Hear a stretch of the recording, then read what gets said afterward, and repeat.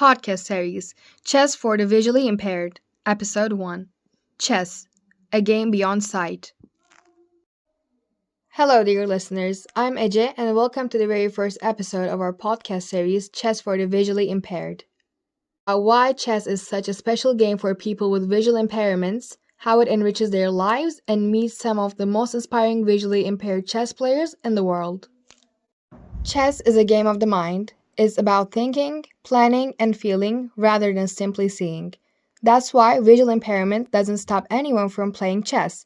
In fact, it often brings players even closer to the essence of the game. Visually impaired chess players feel the positions of the pieces through touch, imagine the board in their minds, and play with incredible concentration. This develops their memory, imagination, and focus to an extraordinary level. So, what are some of the benefits of chess for visually impaired individuals? First, it supports mental development. It strengthens strategic thinking, patience, and attention. It also builds self-confidence because in chess, victory doesn't depend on sight, it depends on the mind.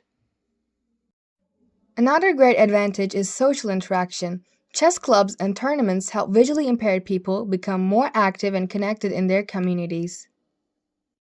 Around the world, many visually impaired chess players have achieved great success and inspired thousands.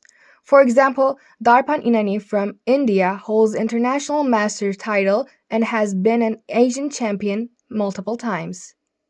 After losing his sight, he discovered chess as a new way of seeing the world.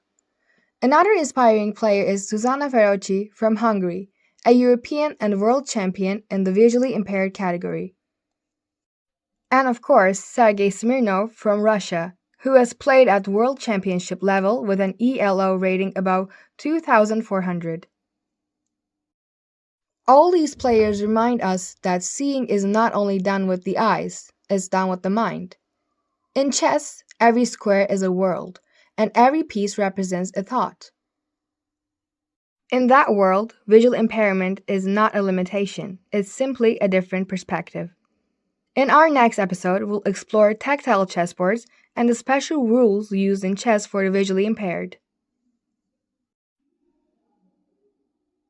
How are the boards designed? How do players tell the difference between pieces? How are moves announced? We'll discuss all of that step by step. I'm Ece, and thank you so much for listening. Remember, in chess, as in life, the most important move is never giving up.